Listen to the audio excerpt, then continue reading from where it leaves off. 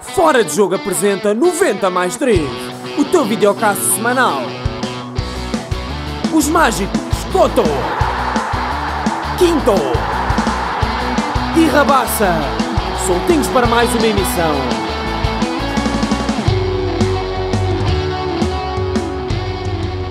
Vamos arrancar, Nelson, prontíssimo? Seguimos fortes. Sejam bem-vindos a mais um episódio de 90+3. Eu sou Afonso Couto e estou aqui com os mágicos Ricardo Quinteiro e José Rabassa. Hoje temos a honra de ter aqui connosco Nelson Pereira, antigo guarda-redes, entre outros, do Sporting, Torriense, Estrela Amadora, Vitória e Belenenses. Foi também internacional português. Hoje aqui estamos com ele a dizer-lhe para os titulares, portanto vamos fazer aqui um joguinho de uma hora rapidinho, mas cheio de incidências, esperemos. Antes de passar a palavra ao Nelson, eu vou dar aqui a palavra ao Ricardo, que vai fazer assim uma pequena apresentação. Espero que goste. Viva Nelson, prazer enorme tê-lo aqui connosco, um dos guarda-redes das nossas infâncias, que chegamos a vê-lo nas balizas mais no Sporting, 10 anos, e portanto é com muita honra que o temos cá. Nelson Pereira fez a sua formação no Torriense. Quando era criança, o seu grande sonho era ser guarda-redes do Torriense, mais do que tudo. Ainda que tenha começado como avançado no futebol 7, tendo inclusive arrecadado algumas medalhas de melhor marcador. O seu ídolo era Vítor Damas e gostava, depois de uma fase mais à frente, gostava de ir almoçar com ele a uma casa de frangos em Massamá para acabar com a maldição dos frangos. Foi bombeiro dos 17 aos 21 anos, tem inclusivamente o curso da Cruz Vermelha Portuguesa. Gostava de jogar do lado da baliza onde era mais apupado ou insultado porque lhe dava pica e mantinha-o concentrado quando estava a jogar. Uma fase mais à frente da carreira, antes de ir para o Benfica, chegou inclusivamente a ser cogitado para ir para o Benfica, nos tempos em que Michel Perdomo ocupava a baliza da Luz. Afirma que foi um bom aluno de Schmeichel e aprendeu muito com ele, inclusive ele até houve uma altura que o gostava de levar para a Inglaterra. Quanto a momentos felizes, a festa do título em Vidal Pinheiro afirma que foi um dos dias mais maravilhosos da sua vida. Esteve presente no Campeonato do Mundo em 2002 e António Oliveira chegou mesmo a dizer que o Nelson era o grande destaque da preparação, tal eram os índices de preparação física. Era o Yashin português. Nesse Mundial ficou assim muito amigo de Vítor Bahia, fazia inclusivamente dupla no autocarro e chegou a dizer-lhe que tinha nascido para ser guarda-redes e que ele até era bonito enquanto defendia. Fiscalista das multas quando alguém chegava atrasado era o dinheirinho que ia para a caixinha e esse dinheiro, claro, revertia para as famosas chamuças e almoços de equipa que o Sporting gostava e muito bem de fazer. As 5 operações ao joelho ao longo da carreira talvez seja o pior momento, é o que sente mais mágoa, naturalmente, que o prejudicou em termos competitivos. Era assim muito competitivo e nem nas peladas gostava de perder, tinha mau feitio. Sempre teve uma relação muito frontal com os treinadores, inclusive daquela vez que o Bolani tentou apertar consigo e o Nelson não lhe respondeu muito bem. Tem sim pesadelos das ovais que o Bolani vos mandava fazer. Diz que treinar finalizações com o Jordanov e com o Sapinto era diabólico, porque era cada um pior que o outro. Recebeu jogadores desde a geração, para terem uma noção, o Nelson foi meio dos anos 90 para o Sporting, portanto recebeu jogadores desde o saudoso Simão Sabrosa até 19, 20, enquanto esteve no Sporting. Foram muitas gerações que o Nelson se habituou a acolher, inclusive a Nani é como um filho, tratava-o por Senhor Nelson, e afirma também que tem uma relação próxima com o Cristiano. Sempre que lhe manda uma mensagem também lhe responde muito rápido.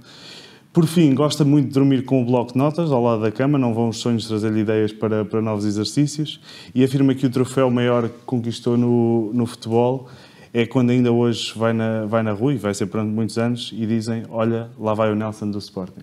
Senhoras e senhores, Nelson Pereira, muito obrigado. Eu acho que está feito. Já aqui o resumo e posso ir andando. Olha, ficaram aqui com uma apresentação daquilo que foram muitos anos de futebol. Ainda não acabou, ainda continuo a considerar um homem do futebol, noutras funções, é claro, mas é tudo verdade o que aí está. Acho que não retiro nem uma vírgula. E depois vocês estão já de parabéns porque conseguiram estudar bastante aquilo que foi o meu percurso. O Ricardo vai sempre ao fundo. Hoje foi às 5 da manhã, foi a hora que deu. Eu acordei mais cedo antes do trabalho. Também tinhas o bloco de notas ao lado da câmera. Dá jeito. Acontecia muitas vezes, dá-me aqueles flashes do exercício e tem que se apontar logo, porque senão depois esquece.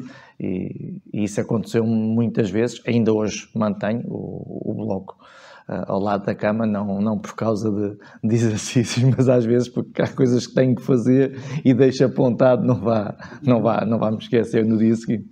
Antes de passarmos aqui à carreira propriamente dita, vou-lhe pedir também que entre aqui connosco no nosso momento de publicidade. Nós vamos ter aqui um evento ao vivo para a semana, dia 22 de março, no Hotel Meliá Aeroporto. Vamos fazer vamos reviver o Euro 2004, 20 anos depois. Peço desde já que comprem bilhete. Nós iremos pôr o link na descrição. E o Nelson teve em 2002, não está em 2004, mas que memórias guarda, neste caso, enquanto alguém que viu de fora o Euro 2004, conviveu com muitos dos jogadores que fizeram parte dessa equipa? Como é que foi para si esse momento? Várias coisas, é que 2004 seria seu, inclusive. Sim, mas aqui o grande problema é que o pós-2002 para mim foi terrível. Mal começa a época e eu sou operado novamente ao joelho. Ou seja, eu perdi ali algum tempo que depois acabou por ter influência na vida no clube, até porque o Sporting contrata o Ricardo, porque os meus joelhos já estavam num estado bastante degradado, já tinha 5 operações ao joelho esquerdo e é entendido pelo departamento médico que já não reunia as condições todas para estar ao mais alto nível. Apesar de eu me sentir bem, porque eu sou muito competitivo e eu lembro-me que sempre que entrava na fase final da recuperação e me mandavam para o relevado, passado pouco tempo já me estavam a mandar embora porque eu esquecia-me e mandavam-me para o chão logo. A bola vinha e era mais forte do que eu. Pronto, uma das mágoas é realmente não ter podido lutar pela presença no Euro 2004, mas assisti como um grande português à campanha da nossa seleção. Realmente é pena não termos conseguido naquele ano ficar com o caneco em casa, mas a participação é bastante positiva. Muito bem. Vamos andar aqui 10 anos para trás. De 2004 passamos a 94. Após 10 anos na formação aliás, começando aos 10 anos na formação do Torriense, acaba por ter a estreia na segunda divisão, em 94, 95, e começa a sua estreia ali, tem logo ali uma história, não é? Foi no Nacional, foi na Madeira. Conta-nos um bocadinho. É só histórias. É isso, agora vamos arrancar. Isto é engraçado porque eu sou convocado para esse jogo porque nunca tinha andado de avião. E o suplente na altura, que é o Jorge Silva, o titular chamava-se Elísio, é o Elísio, e o Jorge disse ao treinador: leva o miúdo, nunca andou de avião e assim vai à Madeira. E o que é certo é que ao intervalo já estávamos a perder 1-0, um lance em que o treinador atribuiu responsabilidades ao Elísio e mandou-me aquecer. E entre nunca ter andado de avião a primeira vez e acabo por assumir a baliza da equipa do Torrense. E eu era um miúdo que tinha acabado de sair dos júniores, e começa tudo aí, porque se andarmos só um ano para trás, 1 ano e meio, eu quase que era dispensável do clube porque era pequeno. E isto a minha vida foi, em termos da relação com a baliza, foi tudo muito rápido. Passo de um dos mais pequenos, ou seja, nos juvenis para os júniores, passo um dos mais pequenos do plantel para um dos maiores, porque eu cresci 12 centímetros nas férias de verão, e depois em 8 meses vejo-me na equipa principal, 8 meses depois, porque o professor Rui Mâncio, que foi ver a fase final de júniores, ele foi ver o avançado e levou também o guarda-redes, e foi assim que tudo começou. E engraçado que a estreia é contra o professor Rui Mâncio, que era o treinador do Nacional. A pessoa que me puxa para os séniores é a pessoa que ele viu ao intervalo que eu ia jogar E ele veio de propósito dar-me um abraço de força, porque ele gostava mesmo muito de mim, porque aquilo foi o primeiro jogo da segunda volta. Na primeira volta eu não fui convocado. E eu estava a ver o jogo e o professor Rui Manso disse à direção do Torrense: o miúdo não é convocado, então eu posso levá-lo para a Madeira. Ou seja, havia já aqui houve aqui várias coisas que tinham que ser assim. Que é, ele vai-me buscar, ele queria me levar para o Nacional e depois eu faço a minha estreia contra o Nacional, que é ele o treinador. E pronto, a partir daí, depois no jogo seguinte, fui expulso em casa, mas passado pouco tempo voltei novamente à baliza. O Torrense estava na segunda liga, a minha estreia na segunda liga, e pronto, e depois ainda fiquei mais 2 anos. Nesse ano descemos de divisão, a equipa provavelmente foi o pior plantel que eu integrei. Porque era muito confuso, nós tivemos mais de 50 jogadores, havia jogadores que vinham uma semana e iam embora. E hoje já tenho quase 49 anos, já sinto-me muito mais à vontade para fazer essa avaliação. E aquilo realmente, quando tu tens tantas mexidas, tem tudo para dar mal, um mau resultado. E deu. O que é certo é que eu saí com a dívida paga. E o meu último ano no Torrense, antes de vir para o Sporting, consegui deixar o clube novamente na segunda liga. E por isso eu continuo, toda a gente sabe, eu sou um adepto de ir ao estádio e ver o Torrense, continuo igual, é a minha terra, e sou agradecido, porque foi a partir do Torrense que tudo começa, e só não acabou no Torrense, porque infelizmente os joelhos não deixaram. E tem com o António Medeiros lá assim umas histórias engraçadas. Falou em 50 jogadores, mas chegou a ser considerado meia equipe. Isso é com o António Medeiros. O avô era um espetáculo. O avô chegou e o primeiro jogo fomos jogar a Fanhões. E ele chegou uma quarta ou uma quinta-feira e disse: vai jogar a mesma equipa que jogou no último jogo, eu não vos conheço, por isso também não vou mexer nada. E nós fomos a Fanhões, eu estava suplente nesse jogo, tinha sido suplente, fiquei a suplente, e nós não ganhámos, nós perdemos, e na terça ele chama-me e disse: miúdo, vai jogar, se disseres alguém não jogas. Logo assim.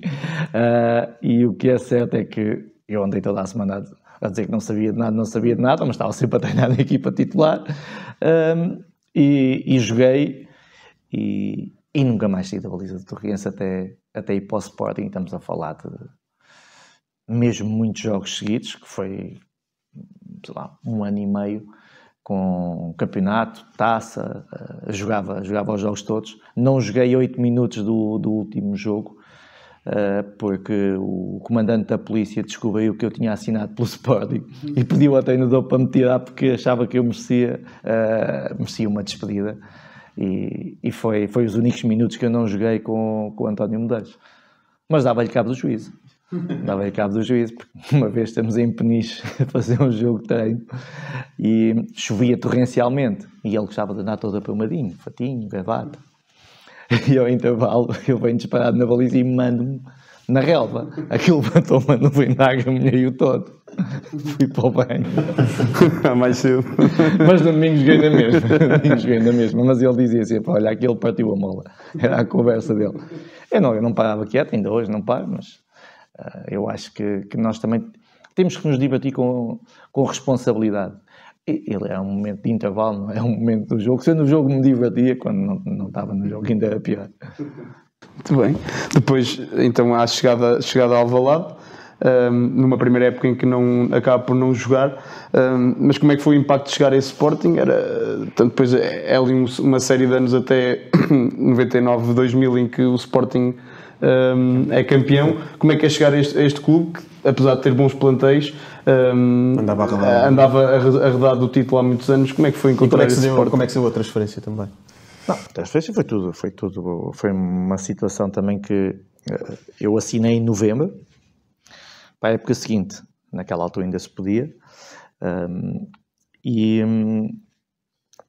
nunca disse a ninguém. Havia uma pessoa que sabia, porque veio comigo a Lisboa, que é o Teixeira, que era meu colega de equipa, que tinha jogado no Belenenses, e ele é que veio comigo. fomos ao Hotel Radisson assinar o contrato pelo Sporting e voltámos para Torres. E andámos sempre, as pessoas, começou a ir muita imprensa lá aos nossos treinos para falar comigo, e vais para aqui, vais para ali. Eu disse, não sei, tenho que falar com o Torrense, e aguentei até o último dia. No último dia, quando acaba o último jogo de apuramento de campeão da segunda, fui chamado à direção, porque estava lá o Deportivo da Coruña com uma proposta de compra que o Torrense tinha aceito. E foi quando eu disse, não vale a pena, porque eu já assinei pelo Sporting e amanhã eles vêm cá falar com vocês. E foi o que aconteceu.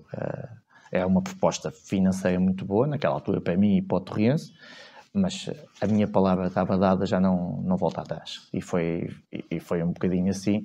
Mas depois chegar ao Sporting e tens o Sr. Oceano, o Sr. Jordanov, o Sr. Paulo Alves, aquilo era... Só os tinha visto na televisão, não é? Nunca tinha jogado nem para a taça contra eles.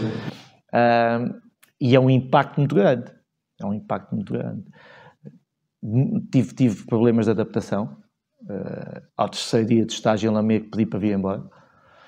Disse que não estava a aguentar. Não tinha tido férias, porque nós tivemos o apuramento de campeão e talvez tenha acusado ali o desgaste de tanto tempo seguido a jogar, porque eu tinha feito 41 jogos seguidos no Torrense naquela época. O apuramento de campeão joga contra o Costinha. Sim, o Costinha, que depois foi para o Mónaco, ele estava no Nacional. E eu estava muito desgastado. É um miúdo, acho que é normal essa situação. E se não fosse na altura os massagistas do Sporting, eu tinha mesmo ido embora. Eu tinha a mala feita para arrancar do Lamego. Mas era psicológico ou era físico? Até hoje nunca consegui perceber, mas aquilo foi, sei lá, talvez o impacto foi uma coisa muito grande. Eu nunca tinha feito um estágio prolongado, como devem calcular. Mas o que é certo é que eles... eu falei com eles, porque eles eram pessoas, o Mário André e o Joaquim Vieira, eles eram muito próximos dos jogadores e connosco mais novos eles tinham essa atenção e eles perceberam que eu estava ali em algum pânico e tiveram uma conversa comigo. Eu já tinha dito às pessoas mais próximas que ia embora, que não estava ali a fazer nada. Ainda bem que não o fiz e a eles agradeço. E depois, pronto, arranquei o resto do estágio. Fui-me sentindo cada vez mais integrado, porque eu não conhecia ninguém, e chegas ali... Acho que foi muita coisa misturada. Mas o Oceano depois tem um papel muito importante. O Oceano foi provavelmente o melhor capitão de equipa que eu tive na minha carreira. Ele é mesmo o capitão, ainda hoje. Eu ligo-lhe e ele já sabe que eu vou datá-lo capitas. Houve uma vez que não o fiz e ele disse, então, para isto o respeito. Mas não, o Oceano é realmente o capitão, o grande capitão. É verdade que ele no final dos jogos ficava a refletir sobre o jogo no balneário, tipo 45 minutos, uma hora, tipo, a pensar no jogo. Pelo menos já houve quem nos dissesse isso aqui. Sim, foi o Dani. O Oceano é muito sério em tudo o que fazia, e continua a ser, agora como treinador. E ele não me deixava nada ao acaso.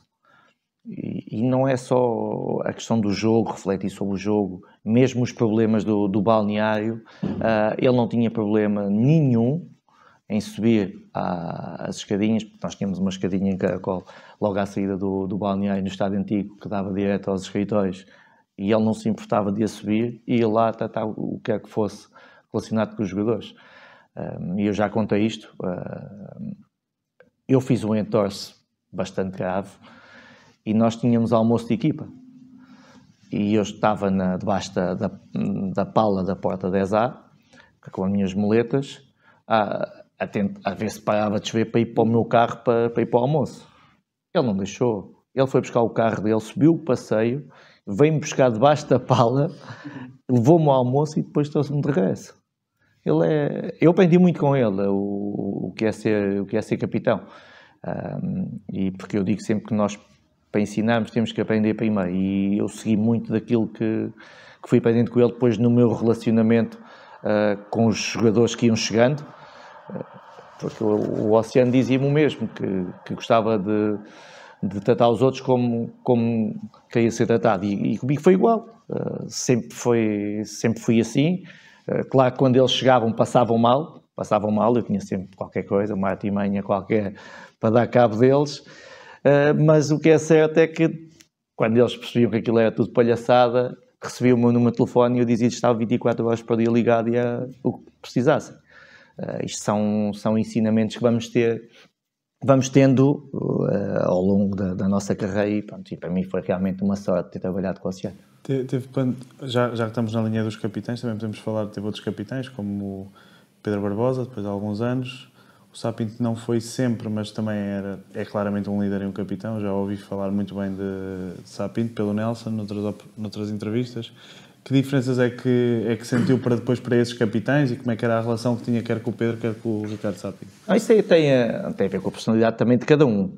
Nós conhecemos o Sá Pinto, o Sá Pinto mais expressivo na forma como lidera, o Pedro mais calmo, os dois diferentes, mas os dois líderes, aí não há nada. E a liderança pode ser de variadas formas. Eu tinha a minha forma, que se calhar é diferente do Pedro e da do Sá, se calhar estava ali pelo meio, a minha. Mas o ser capitão é o que não precisa falar muito alto para ser ouvido. As pessoas é que acham que temos que andar aos gritos, mas não, é ao contrário. Eu, quando há confusão, é quando eu falo mais baixo, porque se calhar vou captar a atenção deles. E isso, eu tive tantos modelos, mesmo o próprio Marco Aurélio, na altura, que até uma pessoa muito calma. Naquele ano até eram todos calmos, o Oceano e o Marco Aurélio. O Jordanov não, o Jordanov de manhã é complicado. Vinha sempre mal disposto. Mas eu acho que isso, ter lidado com personalidades tão diferentes, dá-nos uma grande bagagem. E eu, nos últimos 5 anos de jogador no Sporting, estive sempre no lote dos capitães. Ou seja, eu tinha também a minha intervenção. Não precisava de estar logo na frente, porque naquela altura era o Pedro, o capitão, mas eu sabia que eu tinha que ser o suporte. Eu era um dos suportes, eu, o Beto e o Sá Pinto. Éramos os suportes dele enquanto subcapitães. Por isso, tu sabes, depois na ausência do capitão, tens que às vezes tomar decisões. Nós entre capitães tínhamos que tomar decisões sempre com o grupo. O grupo é o mais importante para nós. Eu acho que é isso que vai sendo e é o que eu levo na vida. Tenho que tomar decisões. Eu todos os dias tenho que tomar decisões. Isto é mesmo assim. E por isso eu gosto deste processo de liderança, porque as pessoas às vezes olham para mim e acham que, como me conhecem, dizem, ele está sempre na brincadeira. Eu não estou sempre na brincadeira. Eu estou na brincadeira quando o momento é para isso. Porque depois, quando o momento é a sério, para mim é tudo muito a sério. Por exemplo, quando obrigava o Tinga a dar-lhe 2 beijinhos. Claro, então, mas não há respeito. Então, mas chega ali e vai-me apertar a mão porquê?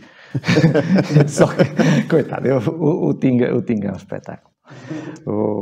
E ele chegou muito envergonhado, quase como o Lietzen. O Lietzen, noutra perspectiva, mas o Tinga chega muito envergonhado com aquela juba. E eu olhei para ele e disse, o que é isto? E ele todo coisa, pá, assim... Porque o Paulo Almeida, que é o diretor de operações, antigamente chamava-se o nosso segurança. Isto agora só nomes bonitos, já nada roupa, já técnicos e equipamentos. E ele chegou e disse, olha, o Nelson, um dos capitães, e aquilo é engraçado, porque o Tinga, é normal, eles chegam ali e não conhecem, pô, eu tenho 1,90 m, o Tinga tem 1,70 m, mais ou menos, e ele olhou assim um bocado envergonhado, e quando ele estica a mão e eu olho para ele com cara de poucos amigos, ele pensou, o que é que eu fiz? E foi quando eu lhe disse, olha, isto não é assim, pá, a não ser que estás habituado no Brasil, comigo é 2 beijinhos e ele deu, não é? Ele deu, mas eles percebem, e o Tinga esteve comigo há pouco tempo, Ele teve cá em Portugal. E quando há pouco falavas dos troféus e aquele de eu ir na rua e as pessoas dizem que é o Nelson do Sporting, que me enche de orgulho, mas também tenho a parte dos meus antigos colegas, que é os que vêm a Portugal, todos me ligam. E mesmo, muitas vezes é preciso contactos de antigos jogadores de Sporting, é a mim que me telefone. Porque eles sabem que eu tenho o contacto de quase todos. Eles sabem que eu tenho o contacto de quase todos. Isto é bom. Isto é sinal que eu, na vida deles, também deixei alguma coisa. Por isso é que eu digo que acho que tive um papel porreiro com os meus antigos colegas, enquanto um dos elementos de balneário. Não sei se há algum que possa dizer, aí o Nelson, epá, que desilusão. Um papel agregador e de acolher bem as pessoas. Eu sou muito do grupo, porque eu acho que, e nós dizemos aquela célebre frase, que um jogador não faz uma equipa, mas uma equipa faz um jogador. E eu acho que o grupo é um bocado isso. Há vários elementos do grupo que fazem com que aquilo funcione. Um sozinho também acho que não faz, mas vários fazem. E nós tivemos grupos bastante engraçados. Nós tivemos grupos com o Jardel, com o João Pinto, com o Lietz. O Lietz então foi o que passou pior, coitado. Mas isso já é a história mais conhecida. Do pastel de nata do Lietz. Não, a do pastel de nata... Esse é um mito que ficou... Ficou a do pastel de nata e a outra de eu lhe mexer nas pernas e ele fugir das festinhas. Mas a do pastel de nata serve muito para explicar o que é isto do jogador que tem as superstições, não é?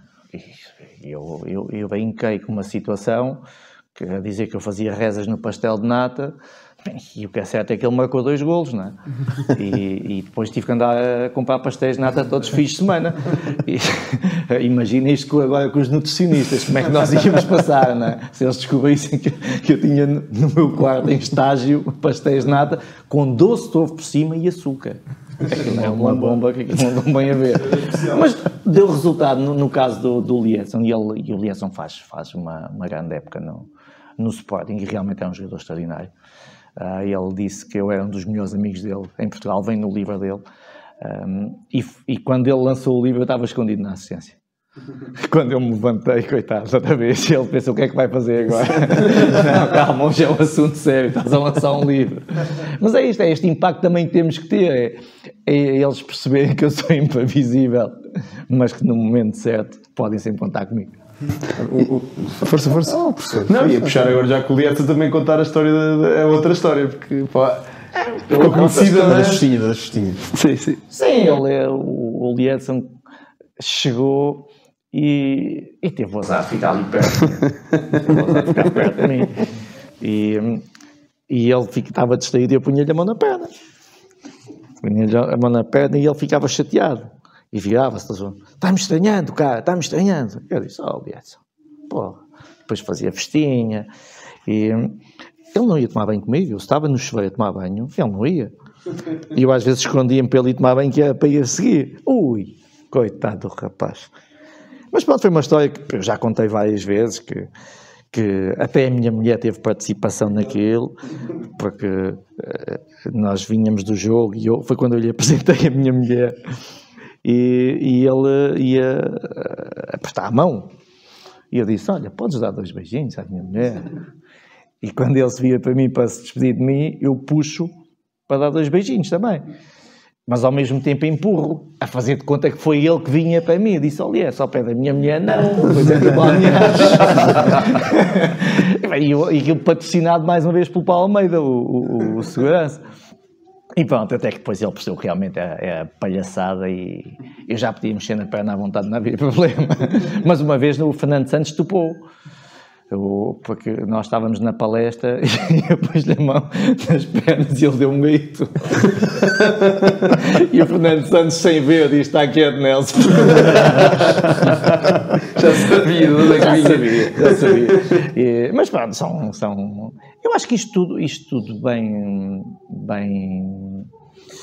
bem conjugado, fortalece muito os balneários. E se nós tivermos em atenção, e fazendo aqui as comparações entre o plantel 99-2000, campeão nacional, e o plantel 2001-2002, campeão nacional, são completamente distintos. O Nelson diz que o primeiro é mais uma equipa O de trabalho. primeiro aquilo é mesmo uma equipa de trabalho. Apesar de ter dois craques, o Schmeichel e o Acosta. Sim, mas o que é certo é que tinha tanta gente a trabalhar para aquela equipa que não era fácil nos ganhar por causa disso. Talvez um pouco como o Sporting de agora. Também vale mais pelo coletivo do que propriamente pelas estrelas. Sim, mas esta também tem um Vitor Iocas na frente que depois faz... Ela também tinha um Acosta. Mas não, são formas de jogar diferentes. Mas era muito trabalhador. E não era fácil. E nós, naquele ano, os resultados não tivemos, não me lembro assim de resultados expressivos. Enquanto na outra, de 2001 2002, é uma equipa com um talento incrível e com um rapazinho que fez aqueles gols todos, não é? E nós, com outro a meter-lhe bolas também. Sim, depois tinha o filho João Pinto, que punha a bola onde caía e aquilo não custava nada. Aquilo, mesmo ao intervalo, se tivesse 0-0, ele dizia, calma que eu ainda não marquei. Depois nós já íamos tranquilos para a segunda parte. E tinha o André Cruz, um central que mete a bola no ângulo quando o André Cruz marca 2 golos no único jogo, a única equipa que o Jardel não tinha marcado até à última jornada. Claro, era a primeira volta, depois da segunda volta. Nós ganhámos 2-1 com 2 gols livres. Ele nem precisava de si para treinar, para não que ele punha os coletes nos cantos. O André pendurava os coletes na barra, junto à zona do ângulo, e eu dizia-lhe, mas não queres que eu vá para ali? Ele disse, não, a bola se bater ali é golo. Ele não chega lá. E pumba de um lado, pumba do outro. Ficava ali. Eu ficava lá com ele para fazer companhia. Ele não queria que eu fosse para a baliza. Eu também achava que era melhor não, mas pelo menos fiz o meu papel de, pá, fica ali a fazer a oposição. Mas não, o André é um fenómeno. É um fenómeno. Falou e bem que o Nelson ganha 2 campeonatos, com campeão num ano, não, depois é o Boa Vista e depois o Sporting retoma ganha o título novamente. Falou que era uma equipa mais talentosa e outra mais fato macaco, se assim Sim. podemos chamar. Além dessas diferenças, em termos de balneário e de espírito, porque também 2 treinadores muito diferentes, o que é que nos pode contar desses tempos? E histórias? Ainda é o Materazzi que começa e depois vem o Augusto Inácio. Sim, mas atenção que o Materazzi espetacular. Para épocas duras. Sim, foi. E foi isso que o fez não aguentar. Porque, eu já falei muitas vezes sobre isto, em Itália as equipas ao início da época ainda parece que a máquina não está oleada, porque as pré-épocas são muito duras e nós sentimos muito, nós estávamos em Caldas da Rainha a fazer a pré-época e foi terrível. Bem, com o Nelson escondia-se atrás de uma dona para não ter que correr tanto. Mas isso é com o António Medeiros. Pois era, esquece. O António Medeiros é que eu me escondia nas dunas. Ali não. Até houve malta a desmaiar, não? Sim, é como o Vivés foi para o hospital com um picozinho, onde deu uma taquicardiazinha. Foi mesmo complicado. E eu acho que foi isso que nos fez não ter um arranque tão bom e que acabou por lhe custar a ele a saída. Acha que se tivesse continuado tinham talvez chegado ao mesmo... Hoje não é fácil dizer isso, depois correu muito bem com o Mr. Inácio, mas o que é certo é que a equipa toda tinha um grande apreço pelo Materazzi, e nós fizemos no jantar de despedida, que não é muito normal quando o treinador é despedido, não é? E ele cozinhava para vocês também? Sim, ele cozinhava, punha o tacho, na época ele punha o tacho em cima da mesa, ele fazia lá as massas e eram boas, ele tinha jeito. Mas se calhar o Paulinho ficou com tantas saudades dos coletes de 10 kg lá da Materazzi. Sim, o Paulinho foi o que teve menos saudades, porque o Paulinho sabia de cobaia para os esqueletos, mandámos para o fundo da piscina para ver se ele conseguia nadar com os esqueletos, mas ele não conseguiu. Nós vimos realmente os esqueletos são bons, têm mesmo 10 kg. E tive que tirar de lá debaixo d'água, que ele estava a ver uns pelitos. Mas são para épocas e quem conhece o Paulinho percebe que se não fizermos isto, aquele ainda tem isto. Nós tínhamos de ter sempre ali algum momento de diversão e acabava por ser sempre com ele. E ele ainda estive em Alvalade há pouco tempo, e ele, quando vem logo ter comigo. E isso é sinal que foi bem tratado, e os jogadores todos perguntam para ele. Ainda há pouco tempo eu e ele fizemos um trabalho para a SIC por causa do Paulinho falar bem inglês. por causa da apresentação, quando o Schmeichel chegou. Se puder contar a história para a malta ouvir. A malta que não conhece. Sim, quando foi a vinda do Schmeichel, o Paulinho era louco pelo Schmeichel. E nós começámos a dizer, olha, vais ter que falar inglês, ele não sabe falar português, vamos ter que te ensinar como é que vais recebê-lo. E começámos a explicar-lhe como é que se dizia bom dia em inglês, que é para quando o Peter chegasse, ele logo ali aquele aperto de mão ao homem e dizer logo bom dia em inglês, porque o Peter também ia falar logo para ele. E o que é certo é que quando o Schmeichel chega, com o Pedro Barbosa, nós estamos no balneário e o Paulinho está em pulgas para receber o Schmeichel. E o Schmeichel vai, good morning, Paulinho. E o Paulinho logo, com aquele inglês perfeito, fuck you, Peter. Foi o bom dia dele logo. É que sim, melhor do que aquilo que nós ensaiámos, se vocês vissem. A alma dele toda metida naquilo. Como que diz, agora vou fazer um grande número. E o Peter disse, este gajo fala bem inglês. E aquilo saiu, só visto, foi de chorar, mesmo a rir. E pronto, claro que lhe valeu um abraço logo do Schmeichel e uma camisola do Manchester United. Foi isso. É a grande figura. Ele é tipo o pêndulo, para nós é um pêndulo de boa disposição. E ele é que conseguia controlar aquilo, porque ele percebia quando é que a equipa precisava da intervenção dele. E ele entrava no meinho, e nós punhamos caneleiros, ainda lhe dávamos mais porrada, ainda levava mais carrinhos, porque às vezes tinha que ser. E claro que é impossível haver maldade com o Paulinho, aí nós não íamos tolerar isso. Mas brincadeiras, chegámos a pendurá-lo numa árvore, porque mandámos uma bola de propósito para cima da árvore e dissemos, agora tens que ir buscá-la, a bola não pode ficar aqui, ele é todo cuidadoso, que não pode faltar uma bola, não pode faltar um colete, não pode faltar nada, e pôr uma bola para cima da árvore. Já tínhamos uma corda, aquilo é tudo premeditado, atámos-lhe a corda assim aqui pelo meio das pernas e não sei o quê, quando começámos a içá-lo, começa a faltar o ar. E ele aos gritos, malta, agora tens que assobiar. Oh, essas coisas há coisas dessas que estão filmadas e que só não apareceram no vídeo de campeão, porque era chato, mas nós temos muita coisa com o Paulinho. Ainda hoje tem esse papel, ele, dentro do Sporting, do que o Nelson sabe? Sim, ele continua a ser o grande animador. Não há um almoço de equipa que o Paulinho não vá. E isso diz bem da importância que ele tem no balneário, mas agora é um Paulinho mais refinado. Agora já estamos a falar de um Paulinho que já dá cabo dos jogadores. Na altura ele na escola ia imitar aquilo que... Sim, isso foi o período que ele teve na escola, que é o encarregado de educação. Nós pusemos ele no Lumiar e ele, quando treinávamos à tarde, começava a gritar para o treinador: "Oh mister, eu tenho que ir para a escola", para ele acabar o treino.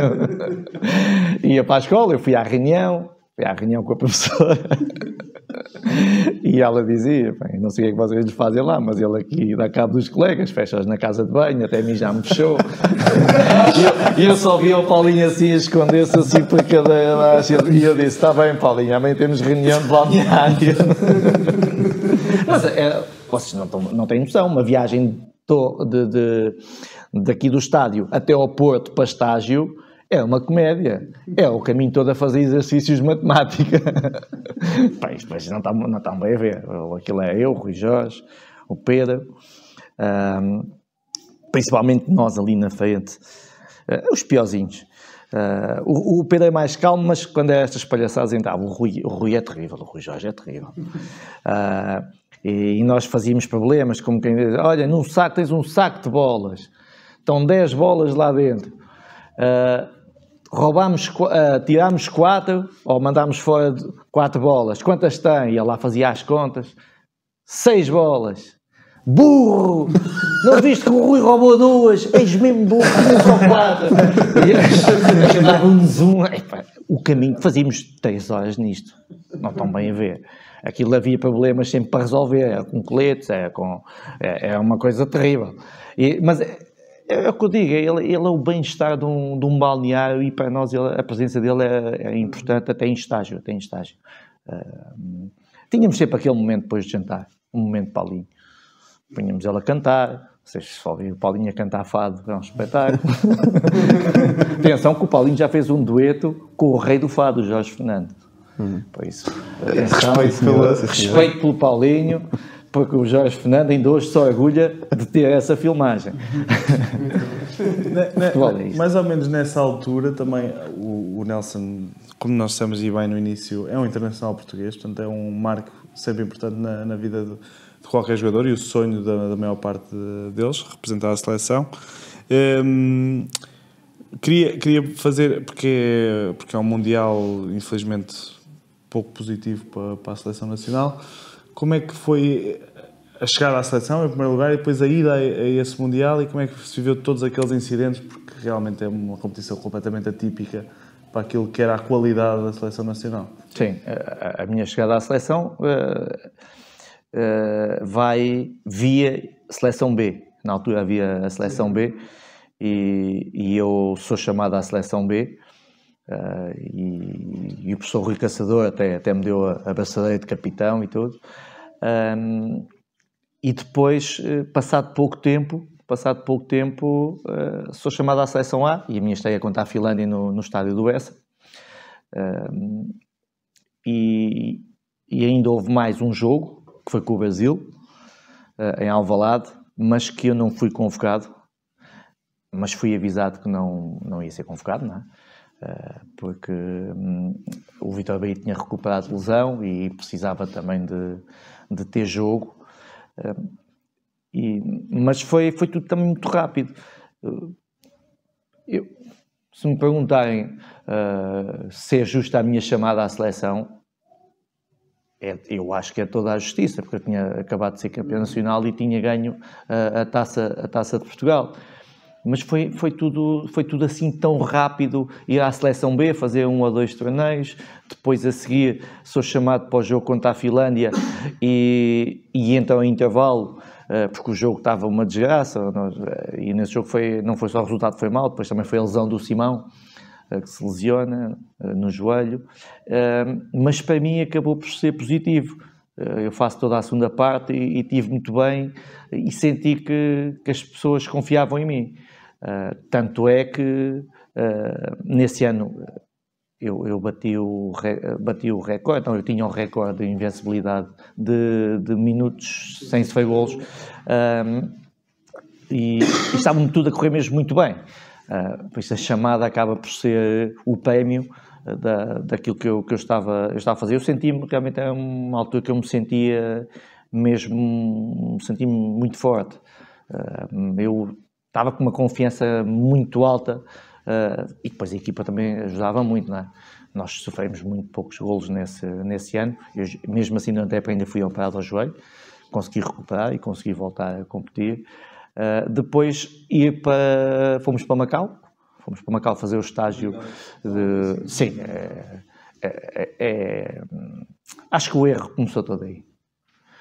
Porque nós não podemos ir para uma competição como um campeonato do mundo e 2 semanas a levar com umidades de 98%, 96%, e depois perdemos todos muito peso. Foi o que aconteceu, nós entramos num desgaste muito grande, provoca a lesão do Paulo Sousa, no jogo que nós fizemos lá em Macau contra a China, e eu acho que começa tudo aí, porque a equipa já estava mecanizada com o Paulo Sousa, e o António Oliveira foi obrigado a fazer alterações até no sistema, e eu parece-me que entre o recuperar os jogadores, que começou a acontecer só quando fomos para Seul, em que eu depois consegui recuperar o peso, o Rui Costa conseguiu recuperar peso, mas no momento em que me parece a mim que nós estamos já num nível ótimo, é quando somos eliminados, porque aquele jogo não lembra a ninguém. É que foi falhar golos. Nós precisávamos apenas do empate para seguirmos em frente, e eu acho que se nós tivéssemos seguido em frente, tínhamos feito uma campanha extraordinária, tínhamos uma seleção de ouro, porque aqueles jogadores, o Paulo Sousa, o Rui Costa, o Figo... Figo que vai assim meio ilusionado, vai com um tornozelo encher. Sim, mas até nisso, o Figo nessa altura já começa a estar bem. Mas mostrar ali também o facto de ser um líder, também vir para a seleção com aquela lesão e... Sim, mas aqueles primeiros períodos é muito de recuperação também de jogadores. O problema foi que a umidade não nos deixava recuperar. É difícil de treinar naquele ambiente. Por muita água que bebas, por muita recuperação que faças, pós-treino, pós-jogo, nós não conseguimos. E a mim parece-me que o grande erro é mesmo a escolha do local de estágio. Acho que poderíamos ter ido para outro sítio com condições mais parecidas com Seul, porque Macau pouco tem a ver com Seul. Muito bem, eu vou pedir agora, vou mostrar aqui uns videozinhos, vou pedir aqui que nos ajudem, aqui ao João, que nos ajude aqui a trazer... Não é isso.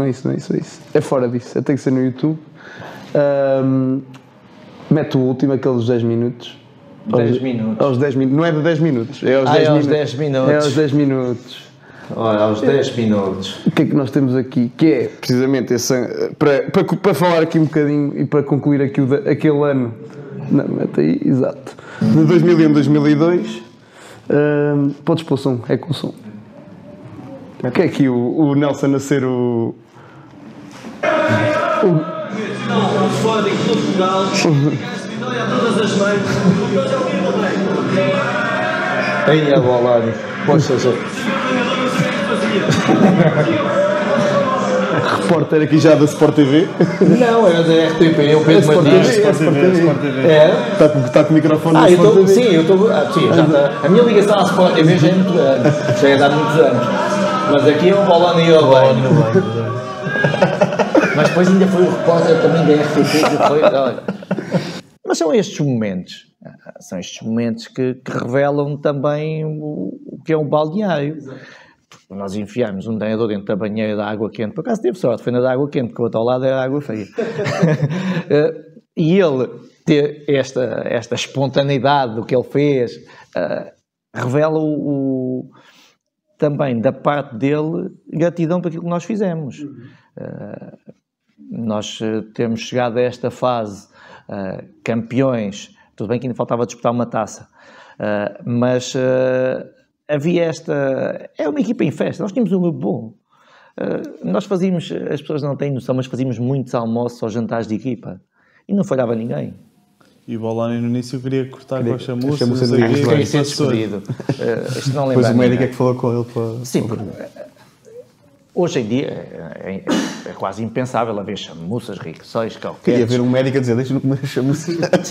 Mas também nós, assim, né, nesta altura aqui, eu tinha, sei lá, 27 anos, e do 11 inicial era dos mais novos.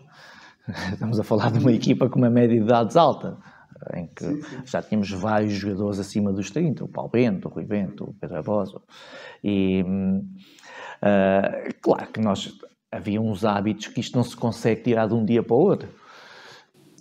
Ainda era prática comum beber um copo de vinho, fumar, portanto isso era normal nesses tempos. Havia muitos jogadores que fumavam, e ainda hoje há jogadores que fumam, não? Bebíamos, nos jantares bebíamos sim um copo de vinho, nas chamuças bebíamos cerveja, que também tínhamos, mas também éramos responsáveis. Tudo bem, é mal comer chamuças, mas se calhar se estivéssemos em casa também comíamos uma chamuça. Por isso mais vale estamos a fazê-lo à frente das pessoas do que andar a fazer escondidos. E essa frase eu retenho muito do Fernando Santos. Quando começámos a fazer os jantares também na altura que ele era treinador, há sempre aqueles que depois pedem Coca-Cola. Eu não peço, porque eu não gosto. Mas havia. E ele chegou a dizer, olha, mas vocês em casa não bebem Coca-Cola? Pois podem beber aqui um copo à minha frente. E ele bebia connosco. Ele deu um cigarro a um jogador. E o jogador não queria. E ele disse, mas penso que eu não sei que tu fumas. Fuma lá um cigarrinho, estamos aqui na conversa. Só estava eu, ele e o outro jogador. E ele fumou. Mas às vezes é esta sensibilidade que os treinadores têm que ter para ganhar as pessoas. Ganhar confiança. Ganhas a confiança das pessoas. E tu sentes a confiança do treinador. Não tens que lhe andar a esconder nada. E eu acho que essa é uma diferença muito grande em muitos treinadores, porque os que veem fantasmas, eu acho que têm mais dificuldade em gerir um grupo de trabalho. Agora, vamos, claro, o Bologna é exigente. É exigentíssimo. Nunca corri tanto na minha vida. Eu pensava assim, mas o que mal é que eu fiz? Que eu no jogo quase não corro e ando aqui a fazer 10 km. Eu disse, arrebentam-me os joelhos, pá, só pode. Porque é mesmo complicado fazer aqueles 10 km, às vezes 6. E eu dizia, olha agora, é que não dava. E essa foi uma das coisas que eu retirei depois quando fui para treinador. Os meus guarda-redes pouco corriam. Eles, para a época, o primeiro dia sim, o segundo, a partir daí começa a sair fora, porque eles não precisam sim de tanta resistência. A resistência de um guarda-redes é muito mais específica, não tem a ver com... Quantas vezes é que ele vai correr 6 km no jogo, ou 10 km? Sim, pouquíssimas, é um jogo que vai para alongamento e que tu andas a correr atrás do prejuízo e ele anda a dar piques. De resto, os guarda-redes não fazem assim tantos. E agora já se movimentam mais, porque agora, como fazem parte de todo o processo do jogo e têm que fazer coberturas, têm que fazer aquelas coisas todas, mas mesmo assim não se justificava. E eu prefiro que eles tenham a resistência específica daquele retângulo onde eles têm que atuar, porque as saídas fora da área são mesmo são ocasionais. E eu dizia, a mim fizeram mal. E é verdade, o treino evoluiu bastante. Aquilo é voar de um lado ao outro, pumba. E depois, olha, chegas ao jogo, às vezes vais cansado, não é? E aconteceu, é normal. E eu já disse várias vezes, eu cheguei a não conseguir recuperar totalmente da semana de trabalho para ir a jogo. Porque aquilo é sempre a dar e não havia aquele cuidado que hoje em dia se tem, em que o titular no dia antes 2 dias antes já não faz a finalização toda, porque aquilo massacra. Hoje gera-se muito mais esse tipo de esforço, mas antigamente ninguém geria nada, aquilo treina tudo igual e é sempre a andar. Ainda bem que o futebol evoluiu e os jogadores acho que vão durar mais tempo. É verdade, sem dúvida. Vou passar aqui outro vídeo. O primeiro é uma memória. Não, passa o outro, passa o logo inicialmente. Exato. Isso por acaso era o penalti do Figo. Mas o Figo marca. Sim, isso é gol. Este aqui é uma recordação que eu, quando encontrei isto, já encontrei isto há algum tempo. Agora imagina eu em casa que a minha filha mostra isto às pessoas que vão. O melhor, e depois tem aqui uma pérola neste vídeo. Deve saber quem é que está lá sentado lá. Conheço-os todos. Olha o Edgar Marcelino. O Edgar Marcelino. Cristiano Ronaldo.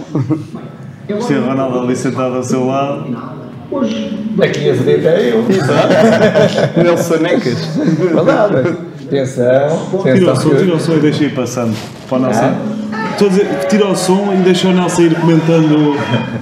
Aqui o Cristiano aqui tinha... Ora, deixa-me pensar. Tinha 14 anos. Sim, eu tinha 24, para aí, 23, 24. Eu tenho 10 anos a mais do que o Cristiano. Ele estava para aí nos iniciados. E foi a primeira vez que tive contacto com o Cristiano e eles achavam que eu tinha uma pancada muito forte. É porque eu fiz isto sem guião. Porque eles tinham dito, vais está aqui estas folhas para tu veres. E eu disse, mas vê o quê? Eu disse, o Luís Aleluia que pergunta. E olha, coitado, infelizmente, foi um amigo que eu fiquei para a vida e que infelizmente já partiu, mas as memórias são boas, as memórias com ele são boas e nós divertimos mesmo muito a fazer isto. Perguntam-me assim, hoje se calhar fazias isto? Não sei, se calhar fazia na mesma, mas ali ainda tinha uma pancada mais forte. E como é que foi muito engraçado. E como Cristiano? Eu hoje olho, eu já vi, como devem calcular, eu já vi isto montes de vezes, porque em casa fazem questão de me envergonhar com isto. E eu penso que os adeptos precisam de ver este nosso lado. Ainda há um estigma muito grande de esconder o jogador. E agora mais se calhar isso. E eu acho que isso não é bom. Não é bom. Retira alguma vontade às pessoas depois quando têm que estar em público. Não, eles desaprendem de estar em público. E eu luto muito para essa parte. E mesmo no titulares, que nós estamos sempre a convidar jogadores para virem os clubes, principalmente os grandes, então ainda põem ali mais entraves à exposição do jogador. Até os árbitros deviam de poder ter outro tipo de exposição. E eu já fiz alguns eventos em que convidei árbitros, e a primeira vez que convidei até foi o Fábio Veríssimo. Foi muito engraçado. Eu pedi autorização, ao início ali um pouco reticentes, e o que é certo é que depois do evento deram-me os parabéns do Conselho de Arbitragem.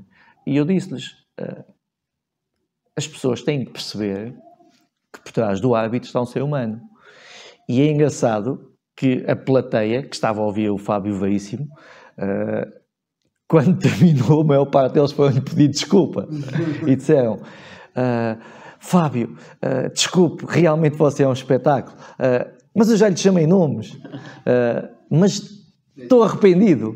E eu acho que isto faz falta. Falta conhecer a pessoa por trás do jogador, por trás do humanizar. É muito isso. O quanto mais nós escondemos os intervenientes, pior. Por isso é que eu digo sempre, todos estes momentos para mim fazem sentido, porque eu também sou mais espontâneo, não tenho muitos problemas em falar. Vocês têm que me mandar calar, porque senão continuo aqui. Se não fosse os titulares, já estávamos aqui até. Mas eu acho que é isto. E nesse ano que nós fizemos isto, o Delfim cantou com os Delfins.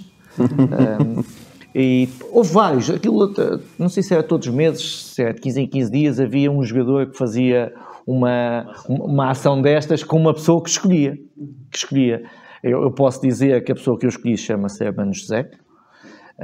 Eu ainda hoje, é a única pessoa com quem eu fico mais intimidade, e não sei porquê, mas eu cresci a ouvir o Hermano José.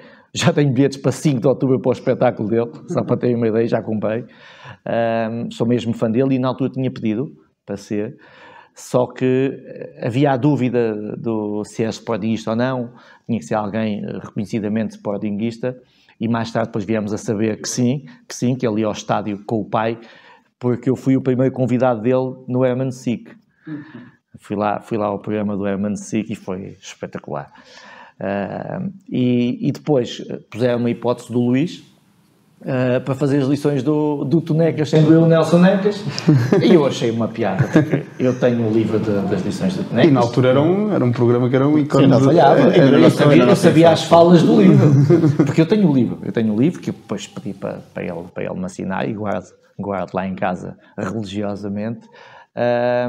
Por isso é que eu digo, quando nós podemos participar neste tipo de ações e as pessoas perceberem, porque isto, hoje em dia fazem logo os memes, aquelas coisas todas, e às vezes desvirtua-se um bocadinho o objetivo daquilo que se pretende, mas na minha cabeça isto continua a fazer sentido. O Sporting tem um programa engraçado com os geinhas que põe os jogadores ali. Sim, tem o backstage. E o Sporting ainda vai mostrando alguma coisa, mas o adepto precisa de ver. Sim. Precisa de ver e precisa ter contacto com os jogadores. E se cá fora até dos contextos normais, como isto. E digo isto porque há muitas formas, e nós vemos noutros países, quando acaba o jogo, os jogadores têm que passar numa sala onde está lá patrocinadores e convidados. E eu acho que isso integra o jogador. Porque eu sou do tempo do estádio antigo, em que tu tinhas de passar no meio das pessoas para ir treinar. Nós saíamos da porta 8, subíamos as escadinhas para o campo número 2 ou para o número 3, e eu acho que isso integra mais rápido a pessoa. Dizes-me assim, mas isso depois tem o reverso da medalha se não ganhas. Não interessa, mas tu tens de estar preparado para tudo. Nós sabemos que não vamos ganhar os jogos todos, mas uma coisa garanto, a aplicação no treino era máxima, porque eles insultavam, mesmo no treino. Mas se nós queremos que o jogo seja o reflexo dos treinos, tudo isto faz parte. hoje em dia é tudo à porta fechada, é muita estratégia, há dias para isso. Mas eu acho que devia haver mais uma abertura a este contacto, seja para ver treinos, seja para participação de jogadores e treinadores em ações sociais, por exemplo, ou mesmo de convívio. Depois há os clubes têm os núcleos, as casas dos clubes, as coisas. E eu acho que isto tornar os jogadores mais presentes. Sim, tornar o jogador mais presente, porque o jogador é que é o ativo mais importante. Sem ele não há futebol.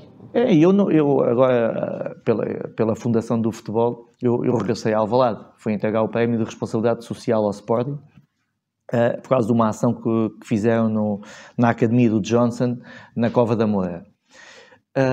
E o Sporting ganhou esse mês porque os intervenientes dessa ação foram os jogadores. Os jogadores estiveram lá no sítio, passaram lá bastante tempo com as pessoas e isso é mais importante do que montes de coisas, porque um gesto ou uma palavra dita no sítio certo pode ter um impacto muito grande. E por isso é que eu digo, nós temos que deixar de esconder muito o jogador. Claro que as coisas têm que ser controladas, mas torná-los mais presentes na vida do clube. Ok. Então, antes de passarmos só aqui à rubrica final, eu vou só pedir aqui ao João que meta aqui só... É uma pergunta simples e rápida de responder, que eu reparei aqui no vídeo de highlights do Nelson e que me chamou a atenção. Mete aí nos 3,45. Aqui um padrão que eu agora... Era sair às bolas. É também isso. Reparei nisso. Vamos ver aqui. O Nelson andava assim uns quantos metros para defender as bolas aqui. Já não se usa. Exato, mas isto era muito estratégico. Tinha um bocadinho. Imagina, aqui nos dias de hoje, se calhar estou mal colocado. Só que isto tem a ver com o que nos passaram. O que nos passavam é que em qualquer situação tu tinhas que encurtar espaço, e não é bem assim. Dentro da área sim, fora da área não. Mas, pronto, se eu fosse um bocadinho mais baixo, tinha muito mais dificuldade neste tipo de bolas. E o que é certo é que tinha algum sucesso nestas ações. Mas esta é uma das mudanças que houve em termos de posicionamento. Nós agora, bolas de fora da área, resguardamos mais dentro da baliza, porque também as bolas fazem muito mais arcos e baixam com mais facilidade do que naquele tempo. Até aparecer Jabulani, que foi a primeira bola que nos provocou problemas. Mas de resto não, a bola tinha sempre trajetórias muito, muito bem definidas e permitia-nos fazer isto. Hoje em dia as bolas não permitem. Se calhar antes da rúbrica, só uma pequena palavra para nos alongarmos para o Cristiano Ronaldo, que o Nelson viu crescer e despontar no Sporting, naquela equipa do Bolani. Só uma pequena mensagem sobre o Sim, o Cristiano é realmente um fenómeno. Eu conheci o Cristiano ali quando fiz o Nelson Necas, mas passado pouco tempo ele estava comigo no balneário. Ele tinha 17 anos quando começou a treinar connosco, e ele era assim, aquele miúdo assim mais enfesadito ainda, mas que tinha uma obsessão muito grande de trabalho. Nós brincávamos com ele e ele dizia, deixem-se estar, riam-se, mas eu vou ser o melhor do mundo. Por isso, quando ele aos 17 anos já diz isto, está tudo explicado. Quando nós tivemos que fechar o ginásio à noite, porque ele saía do quarto em estágio e ia para o ginásio, tivemos que fechar o ginásio. Depois ele percebeu que o ginásio estava sendo fechado, antes do jantar ia logo lá buscar pesos, levava para o quarto. Fazia coisas no quarto, fazia ginásio quase no quarto, andava com coisas nos tornozelos para fazer skippings e dar picos para ficar mais rápido. Tudo isto revela uma mentalidade totalmente diferente, que o torna diferenciado. Eu acho que é isto. Ele é chegar agora aos 39 e continuar com o rendimento que ele tem, e pode-se dizer o que se quiser da Arábia, mas ele continua a marcar golos e mesmo na seleção marca golos. Ele cala toda a gente. Eu acho que é o maior exemplo a seguir em termos desportivos em Portugal, é o Cristiano Ronaldo. Sem dúvida. Vamos então passar a nossa última rúbrica, Luvas do Ricardo. As luvas do Ricardo. Vai partidaça, ela tira, agarra Ricardo! Só falta marcar Portugal! Vamos então à Luvas do Ricardo. Antes de mais, agradecer aqui às Tintas do Coelho por patrocinar esta rúbrica, e para acabarmos em beleza, pedir, já contou aqui muitas histórias, mas esta rúbrica serve para isso mesmo, para uma memória, uma história, para acabarmos em beleza, assim uma historiazinha para concluirmos aqui o programa. Das boas. Uma história mais Sim, porque se calhar nem tenha contado, assim um exclusivo para o 90 mais 3. Exclusivo. Não, estava a tentar lembrar-me de alguma que tivesse assim a sua piada, mas há uma com o Fernando Santos. Eu dava-lhe cabo do juízo. E o Fernando Santos é mesmo boa pessoa. A sério, é das melhores pessoas que Mas tem aquele mau humor matinal, não é? Mas isso faz parte, de manhã e tu habituas. Eu também tenho mau humor matinal. Sim, eu não. Mas de manhã ele tem aquele mau humor, mas que não atrapalha a vida de ninguém. Mas fomos jogar ao Restelo. E eu estava lá a meter-me com toda a gente, que era o costume. Tínhamos acabado o jogo, tínhamos ganho. E o que é que eu me lembrei? Havia uma gelatina que nós punhamos para proteger os calcanhares. E eu recortei a gelatina e pendurei aqui. E aquilo ficou assim. E eu fiquei assim escondido e fui para o pé dele. E fiz... E aquilo ficou assim, pendurado. Opa, e ele puxa do lenço para me assoar. E ele, na bondade dele, vai-me dar o lenço dele. Quando ele vê que aquilo era tanga, correu atrás de mim. Mas é um espetáculo. Eu gosto mesmo do Fernando Santos. É uma pessoa extraordinária. Mantenho uma relação espetacular com ele. E nós também gostávamos de ter aqui muito o Nelson, foi incrível. Era termos aqui mais uma hora, enquanto houvesse mais histórias contaríamos. Íamos para aí fora. Mas também não será a última vez que o Nelson e o 90 mais 3 e fora de jogo estarão juntos. Também já não foi a primeira e já tínhamos estado no Thinking Football a conversa. Sim. É uma questão de convidar. É isso. E na Final Four. É isso, e na Final Four. Portanto, esta foi Temporada 1, temporada 2 é e isso, vamos cá estaremos para mais histórias. Portanto, Nelson, muito obrigado pela presença. Foi uma honra tê-lo aqui connosco. Obrigado, eu.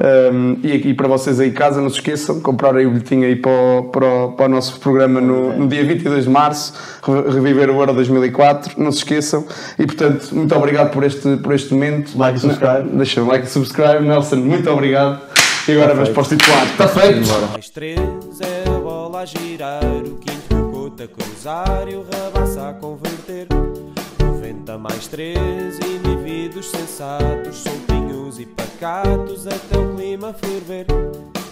E à medida que a semana nos vai dando muita trama, é o fora de jogo que está no 90 mais 3.